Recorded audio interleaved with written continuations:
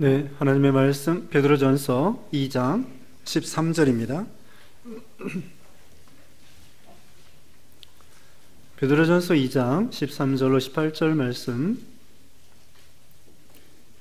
인간의 모든 제도를 주를 위하여 순종하되 혹은 위에 있는 왕이나 혹은 그가 악행하는 자를 징벌하고 선행하는 자를 포상하기 위하여 보낸 총독에게 하라.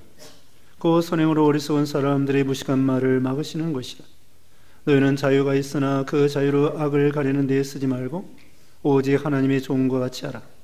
무사람을 공경하며 형제를 사랑하며 하나님을 두려워하며 왕을 존대하라. 사원들아 범죄에 두려움으로 주인들에게 순종하되 선하고 관용하는 자들에게만 아니라 또한 까다로운 자들에게도 그리하라. 아멘. 오늘 본문은 베드로전서 2장 13절로 18절, 제목은 모든 제도를 순종하라. 여기 13절에 나와 있습니다. 인간의 모든 제도를 주를 위하여 순종하되 혹은 위에 있는 왕이나. 인간의 모든 제도, 이 제도라고 하는 것은 그 법령, 규범, 법령과 규범, 규칙을 가리킵니다. 그래서 인간이 세운 모든 제도, 법령, 이것을 주를 위하여 순복하라, 순종하라, 이렇게 말하고 있습니다. 여기 사도 베드로는 예를 들면은 지금 국가에 대해서 지금 13절에 왕에게 순종하라 되어 있죠. 그 다음에는 이 국가의 제도뿐만 아니라 오늘 본문 끝에 18절 말씀에는 사원들아 범사에 두려움으로 주인들에게 순종하되, 직장에서 또 이런 사회에서 사원들은 상관들에게, 주인들에게 순종하라, 그렇게 말하고 있습니다. 그 다음에 3장 1절에는 아내들에게 이와 같이 자기 남편에게 순종하라. 물론 남편에 대한 교훈도 나와 있습니다. 7절에는 남편들아 이와 같이 지식을 따라 너희 아내와 동거하고. 그뿐만 아니라 거기 5장에 가면은 5장 1절에는 장로들아, 그건 교회 지도자들을 가리킵니다. 목사, 장로들. 그 다음에 또 5장 5절에는 젊은 자들아, 젊은 자들은 교인들을 가리킵니다. 그와 같이 이 모든 제도라고 하는 것은 지금 예를 들어 말한 것처럼 국가, 그 다음에 직장과 사회, 그리고 가정, 그리고 이 교회, 이런 제도에 있어서 모든 제도를 주를 위하여 순종하라, 이렇게 말씀을 하고 있습니다. 우리는 이 세상에서 혼자 살아갈 수 없습니다. 그래서 아리스토텔레스는 우리 사람은 사회적인 동물이다, 이렇게 말씀을 하고 있죠. 로빈슨 크루소라는 그런 소설이 있습니다. 로빈슨 크루소라고 하는 그런 책이, 소설이 있는데, 어떤 청년이 무인도에 파선을 해서 무인도에 가가지고 28년 동안 거기에서 자급자족하면서 살아가는 거예요. 그래서 나중에는 이제 문명 세계로 다시 돌아오는데, 이와 같이 무슨 무인도에서 우리가 혼자 살아갈 수 없습니다. 우리는 태어날 때부터 가정에서 태어나는 거예요. 부모를 통하여. 그리고 자라나면 우리는 어린이집이나 또 유치원에 가고 학교에 가고, 학교에서 친구들, 선생님들 만나게 되죠. 또 결혼하게 되고, 그 다음에는 직장 다니게 되고, 군대도 가야 되고, 이런 데 있어서 우리는 윗사람도 만나고 아랫사람도 만나고 동료들도 만나고, 그래서 우리는 혼자 살아갈 수 없기 때문에 이 세상에는 그 나름대로 규칙이 필요한 거예요. 제도가 필요한 거예요. 혼자 살면은 자기가 왕이에요. 법도 필요 없고 자기가 하고 싶은 대로 살면 되는 거죠. 근데 우리는 그런 존재가 아니고 교회 생활, 가정생활, 직장생활, 학교생활, 사회생활, 국가생활 이렇게 살아갈 수밖에 없다는 것입니다. 그러면은 우리는 어떻게 되느냐? 이제 13절 다시 봅니다. 인간의 모든 제도를 주를 위하여 순종하되 혹은 위에 있는 왕이나 혹은 그가 악행하는 자를 징벌하고 선행하는 자를 포상하기 위하여 보낸 총독에게 하라. 왕에게 순종하고요, 왕이 보낸 총독에게 순종하라 그랬습니다. 물론 그 왕이 부당하게, 예를 들면은 진리에 어긋나고 신앙에 어긋나는 것은 왕이라도 순종할 수 없죠.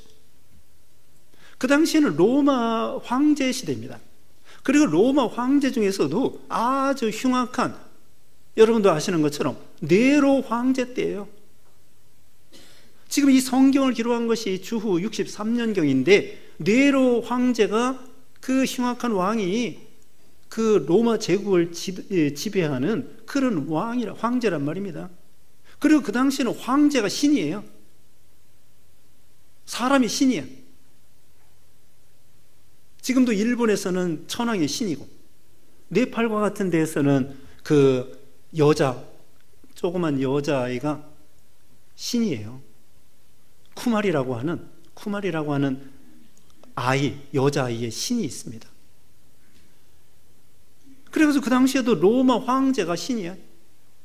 그래가지고 로마 황제를 신으로 섬기지 아니하면은 사도 요한도 반모섬에 갇혀가지고 요한 계시록을 기록했습니다. 이와 같이 큰 핍박을 받는 그런 시대고요. 이때부터 약 200년 동안 이 기독교인들이 숨어서 몰래 예수님을 믿는 시대예요. 그럼에도 불구하고 이 사도 베드로는 그런 황제에게 순종하라는 거예요. 그게 이해가 가고 납득이 갈 수 있겠습니까? 더군다나 나중에 여기 베드로 후서를 기록하고 얼마 있어서 이 베드로하고 사도 바울이 이 황제에 의해서 순교당했어요. 죽임당했어. 그리고 200년 동안 핍박받았어요. 그럼에도 불구하고 여기 사도 베드로는 왕에게 순종하라, 총독에게 순종하라, 이것이 하나님의 명령이라는 거죠. 물론 그 황제가 우상 섬겨라, 자기 섬겨라, 그건 우리가 굴복할 수 없죠. 다니엘 시대에 느부갓네살 왕이 있습니다. 느부갓네살 왕은 바벨론 나라를 강력하게 세운 왕이에요. 그리고 이 느부갓네살 왕은 이 유다 나라를 아주 그냥 망하게 하고 성전을 불태우고, 그 다음에 다니엘과 세 친구, 그 다음 많은 사람들을 포로 잡아간 사람이야. 그런데 다니엘은 거기에서 총리가 되고요, 다니엘 세 친구는 도지사가 되고요, 그러면서 왕을 잘 받들어 나가는 거예요.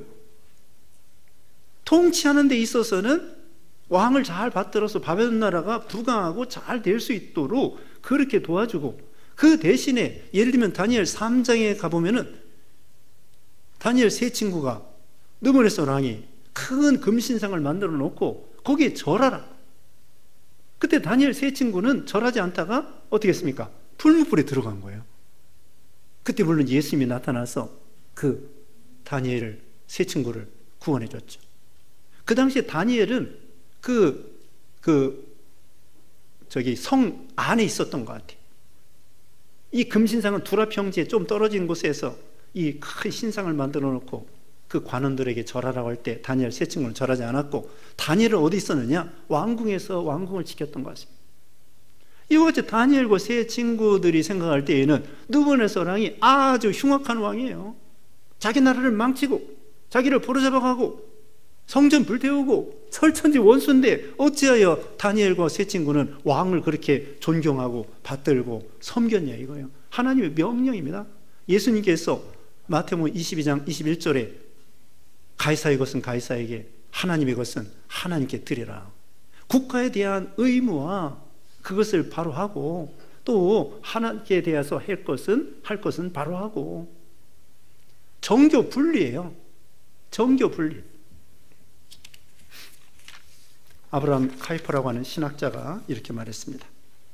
아브라함 카이퍼가 교회와 세상 권력은 서로 지배하거나 예속 관계가 아니다. 서로 지배하거나 예속 관계가 아니라는 거예요. 서로 독자성을 인정하는 동시에 건설적으로 견제, 비판하고 협력하여 하나님 나라 건설에 이바지해야 한다. 다시 말하면 교회와 세상 권력은 서로 그 자기 영역에 있어서 독자성을 인정해 주면서도 서로 견제하고 건전한 비판과 또 협력을 통하여 서로 도와주고, 그러면서 우리는 하나님 나라 건설에 이바지해야 한다, 이렇게 말을 했습니다. 우리가 이 세상 권력이 잘못할 때에는 정당한 방법으로 이 세상의 지도자를 바꿀 수 있습니다. 우리는 오늘날 이제 투표를 통하여, 선거를 통하여 바꿀 수 있습니다. 이제 내일 모레 화요일 날 우리는 투표를 하게 됩니다. 마음에 드는 후보 없죠? 없습니다. 후보 없을지라도 그 중에서 최선이 아니면 사선으로 기도하면서 어떻게 하면 우리나라를 잘 할 수 있겠는가, 그런 사람을 뽑는 거예요. 하나님의 주권에 맡기면서 우리가 해야 될 투표로서 우리의 의견을 제시하고 행사하는, 우리 권리를 행사하는 것입니다. 그런데 그 당시에 황제라고 할지라도, 그렇게 흉악한 네로 황제라고 할지라도 그 황제를 순종하라. 그가 보낸 총독에게 순종하라.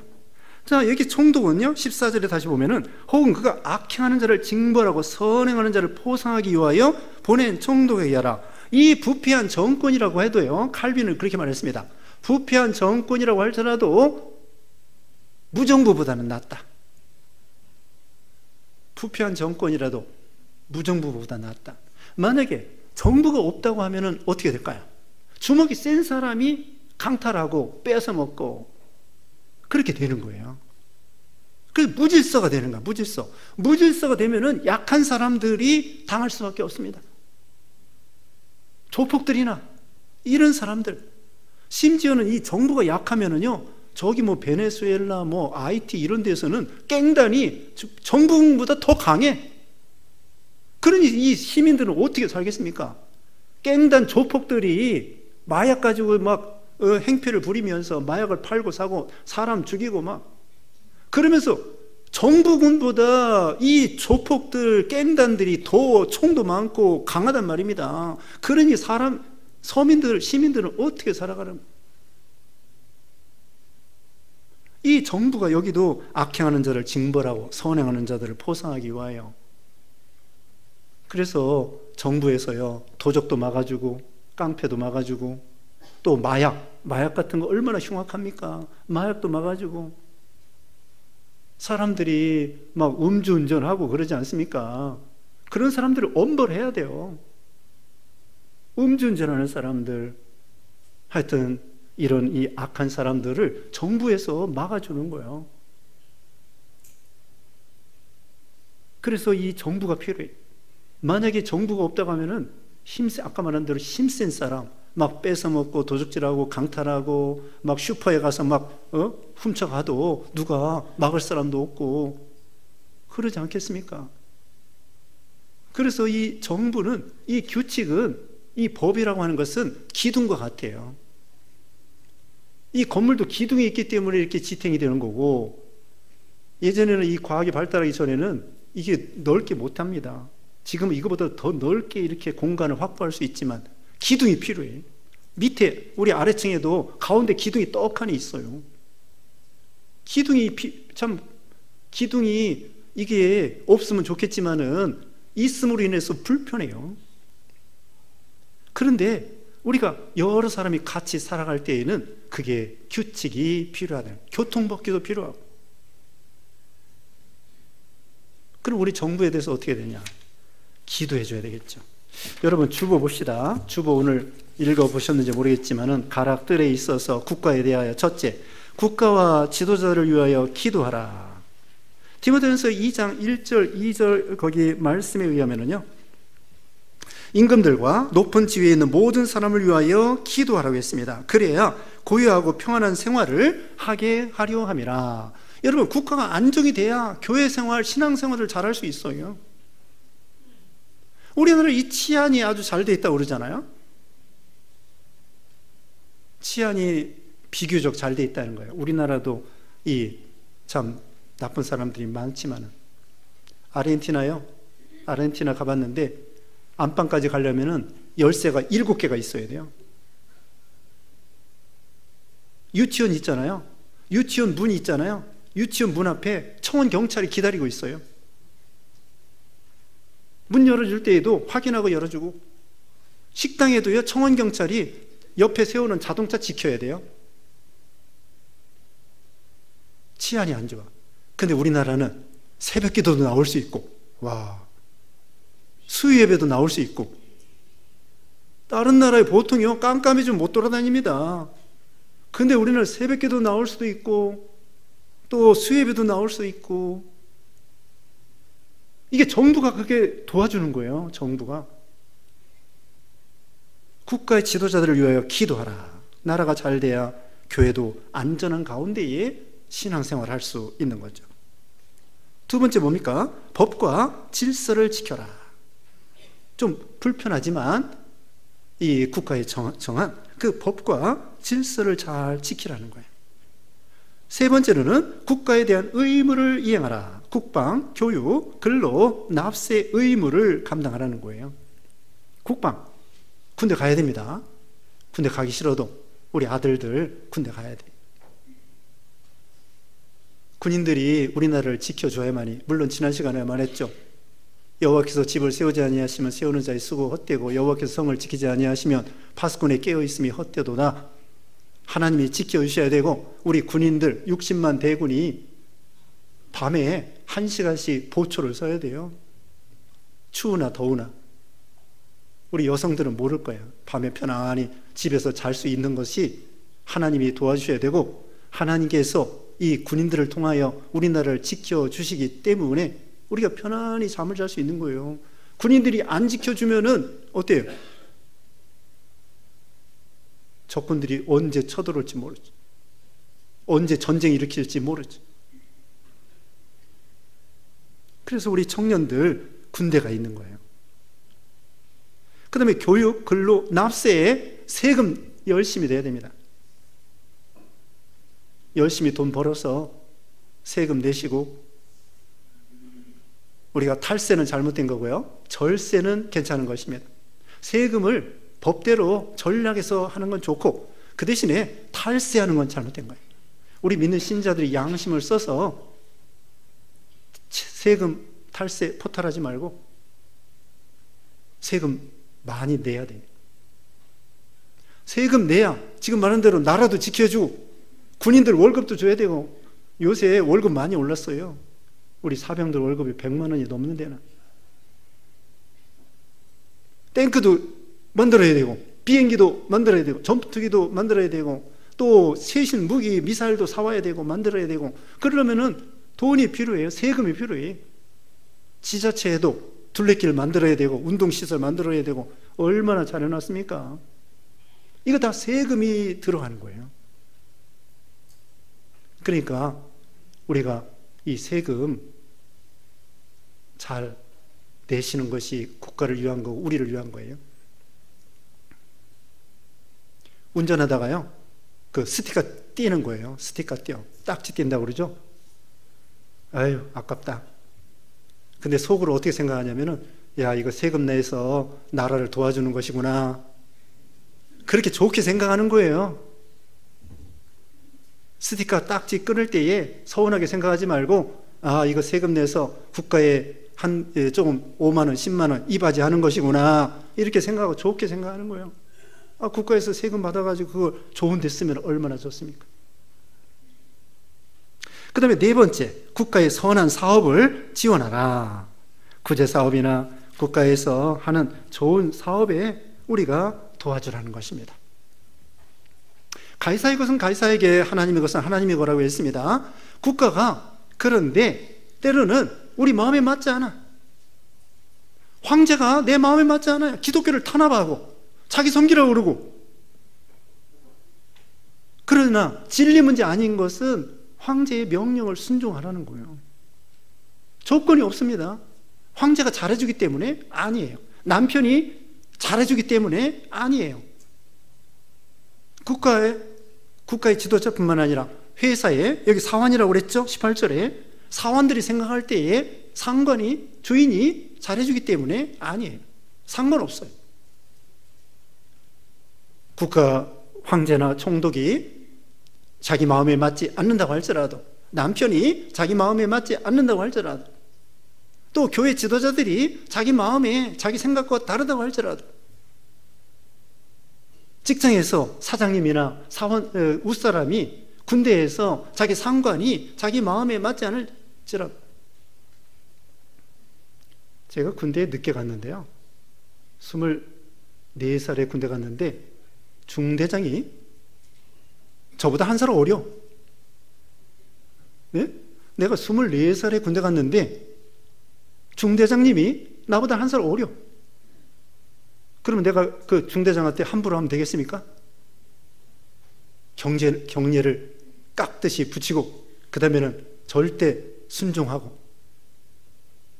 그것처럼 상관이 자기 마음에 안 든다고 할지라도, 옷사람이 자기하고 생각이 다르다고 할지라도, 그럼에도 불구하고 여기 뭐라고 해요? 순종하라는 거예요. 예수님께서 겟세마네 동산에서 기도하고 계시다가 이제 기도 끝나고 가룟 유다가 제사장의 그 하인들 또 이런 사람 데리고 칼과 몽둥이와 횃불을 가지고 예수님을 잡으러 왔어요. 베드로가 화가 나가지고 칼을 가지고 말고를 죽이려고. 근데 말고의 귀에 잘라줬어요. 예수님께서 그걸 붙여주면서 이것까지 참아라. 칼을 쓴 자 칼로 망한다. 하늘에 12군단 더 되는 천군 천사를 보내달라고 할 수 있다. 예수님께서는 무력으로, 예수님께서 독립운동하러 오시지 않았어요. 빌라도 종도 얼마나 이 악하고 재판을 엉터리로 했습니까? 그래도 예수님께서 물리적으로 대항하지 않았습니다.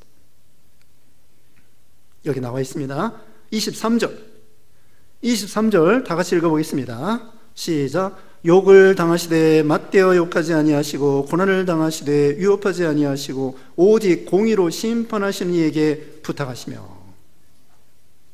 예수님 욕을 당해도 맞대어 욕하지 아니하시고 고난을 당하도 위협하지 아니하시고 하나님께 다 맡기고, 우리가 억울한 일이 있을 때 거기 19절 20절에도 나옵니다. 부당하게, 억울하게, 애매하게 이런 일이 있을 때 우리가 어떻게 하느냐? 참으라는 거예요. 19절 봅니다. 부당하게 고난을 받아도 하나님을 생각함으로 슬픔을 참으면 이는 아름다우나. 옷사람이 나를 억울하게 할 때에, 괴롭힐 때에, 또 황제가 죽이려고 할 때, 막 기독교인들을 엄청나게 비판할 때 우리는 어떻게 해야 되겠습니까? 물리적으로 대항하는 것이 아니라 베드로처럼 하면 안 된다는 거예요. 예수님처럼 하라는 거예요. 오른편 뺨 때리면 왼편도 돌려대고, 오리를 걸어가자고 하면 심리를 가고, 속옷을 가지고자 하면 겉옷까지 주고, 비폭력을 통하여, 우리가 국가가 잘못할 때에 아까 말한 선거나 투표를 통하여, 그 다음에는 정당하게 비판하고 건전하게 좋은 것을 제시하고, 그리고 우리의 의무를 감당하고, 그리고 기도하라고 그랬죠. 힘들 때 기도해야 돼요. 잠언 21장 1절에 보면은 하나님께서는 왕의 마음을 보의 물과 같이 이리저리 움직인다는 거예요. 시골에 가면 보가 있습니다. 저수지가 있습니다. 그 저수지의 물꼬를 이쪽으로 뜨고 이쪽으로 트고, 그 물이 이쪽으로 가고 저쪽으로 가는 거예요. 그것처럼 하나님께서 왕의 마음을 주장하시고 상관의 마음을 주장하시고, 그러므로 우리가 기도하는 거예요. 힘들고 어려울 때에 하나님께 기도하라는 거죠. 억울할 때 기도하고, 그리고 참고. 다윗은요, 사울왕이 자기를 그렇게 죽이려고 할 때 다윗이 사울왕을 2번 이상 죽일 기회가 있었습니다. 원수를 갚을 기회가 천재 1후의 기회가 있었습니다.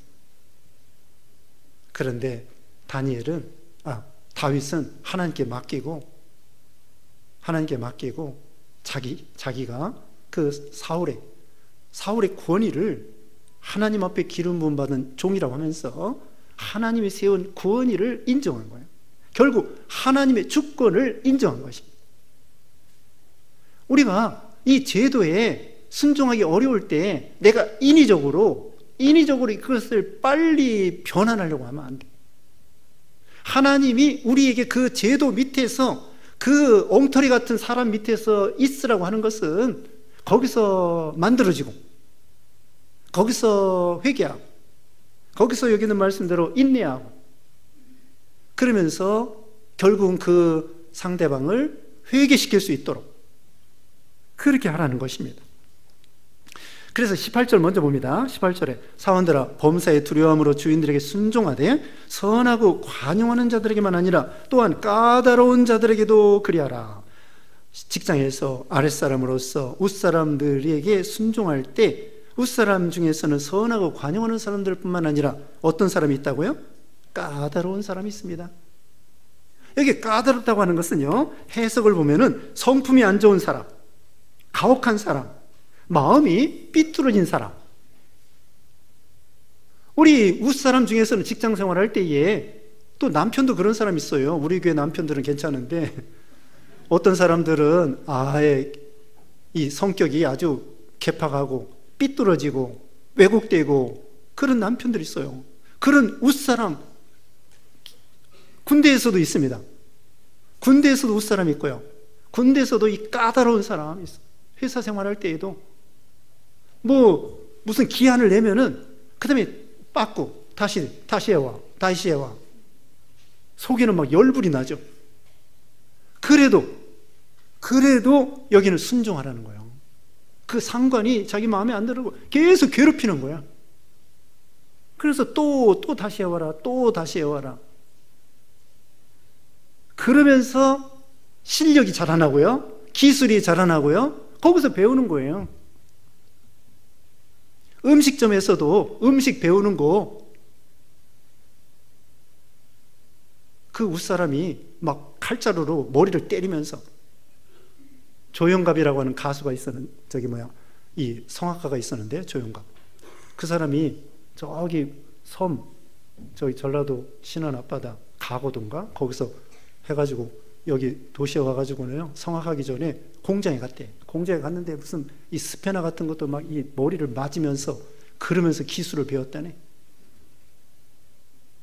기술을 배울 때, 음식을 배울 때 그 가르쳐주는 사람이 막 괴롭히고 이런다고 할지라도 여기는 보면은 잘 참고 하나님께 기도하고, 하나님께 기도하면요, 그 사람의 마음을, 아까 왕의 마음을 감동시키는 것처럼 감동할 수 있어요. 어떤 사람은 선생님도 까다로운 사람이 있어요. 선생님이 자기 아들을 괴롭혀. 중3짜리인데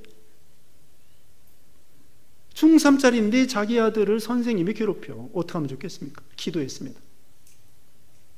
그 다음에 선생님이 얼마 있다가 다른 데로 갔습니다. 가면서 미안하다고 사과했습니다.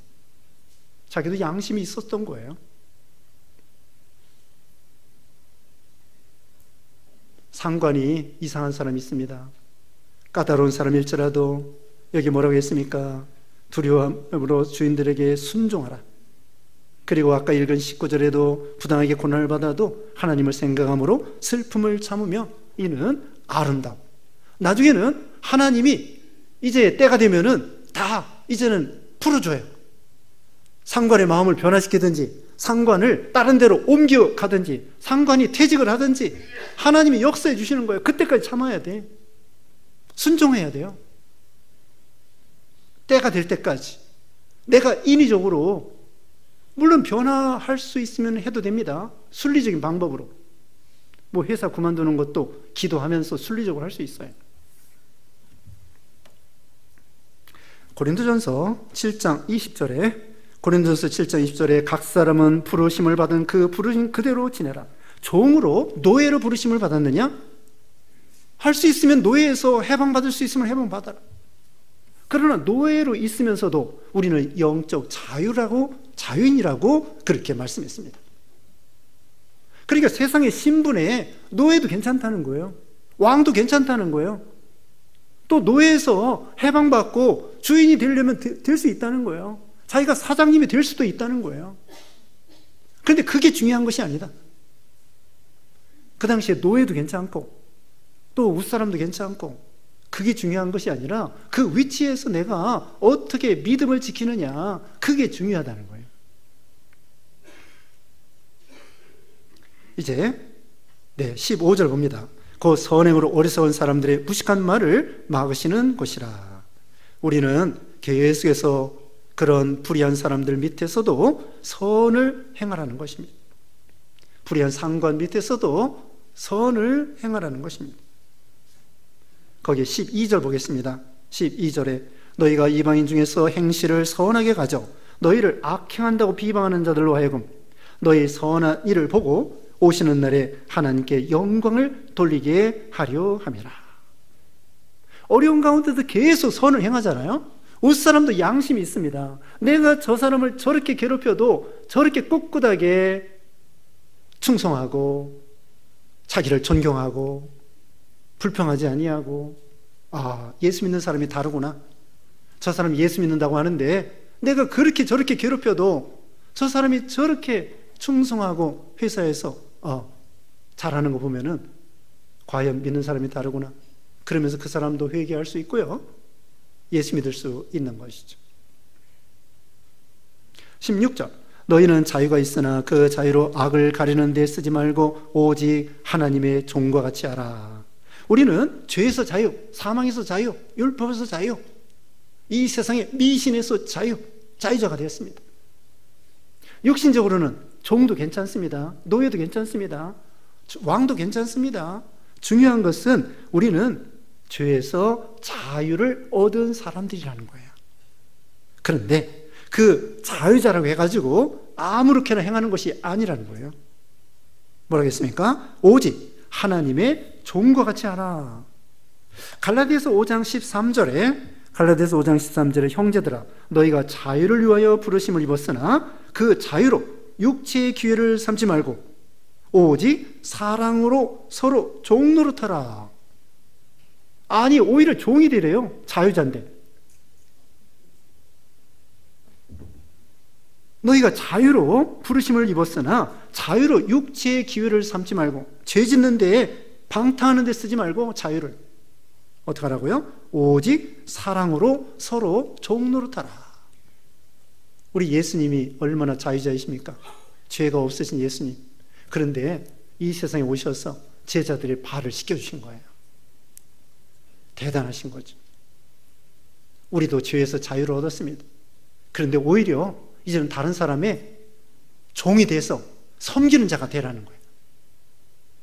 죄 짓는 데 쓰지 말고, 방탕하는 데 쓰지 말고, 오히려 하나님 안에서 자유자가 되었으므로 오히려 다른 데 사람을 섬기는 데 쓰는 거예요. 이제 끝으로 17절입니다. 무사람을 공경하며 형제를 사랑하며 하나님을 두려워하며 왕을 존대하라. 왕을 존대하라고 했습니다. 무사람을 공경하라고 했습니다. 백발은 영화의 면류관이고요, 흰머리 앞에 일어서라고 했습니다. 노인들을 공경하고요, 모든 사람을 존중해 주는 거예요. 아이들도 존중해 주고요, 안 믿는 사람도 존중해 주고요. 다니엘 2장에 보면은 왕이 꿈을 꾸고서는 글쎄 꿈을 해석해 주지 않고 꿈을 말해주지 않으면 박사들, 술객들 다 죽인다는 거야. 그때 다니엘이 그 왕이 보낸 그 사신에게 기한을 정해주면은 내가 하나님께 기도하여 꿈을 해석해 드리겠습니다. 그러면서 뭐냐면은 우리와 우리 동료들을 멸하지 않게 하여 주십시오. 자기 동료 중에는 우상 섬기는 사람도 있고 술객들도 있고 점쟁이도 있고, 그럼에도 불구하고 다니엘은 그 사람들의 생명을 죽이지 말아달라고. 이것이 바로 휴머니즘이고 이것이 박의 정신이에요. 우리 예수 믿는 신자들은 모든 사람을 사랑해야 돼. 그렇다고 우상 섬기는 데 동조하라는 것이 아니고, 우상 섬기는 사람도 불쌍히 여기고, 불교 믿는 사람도 불쌍히 여기고, 무당들도 불쌍히 여기고, 그들을 사랑하고 기도하고 인도하고 모든 사람들을 사랑해야 돼요. 그 서시, 윤동주에 서시가 있습니다. 하늘을 우러러 한 점 부끄러움이 없기를, 바람에 이는 잎새에도, 네, 그런 말이 있는, 잘 못 외우겠네요. 그런데 그 끝에 보면은 이런 말이 있어요. 모든 죽어가는 것들을 사랑해야지.